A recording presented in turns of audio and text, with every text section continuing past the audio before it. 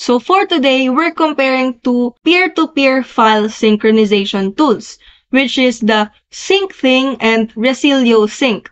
So let's find out which one suits your needs. So in first, SyncThing is an open source decentralized file syncing tool, and the pros of it is free to use, high privacy, and full control over your data. And then its cons is it can be complex to set up for non-technical users. While on Resilio Sync, it uses the BitTorrent protocol for fast, secure file transfers, and then its pros are high-speed transfers, intuitive interface, and cross-platform compatibility, while its cons are paid plans required for advanced features and enterprise use. And in comparison, SyncThing focuses on privacy and open source principles, while Resilio Sync excels in speed and ease of use. In conclusion, choose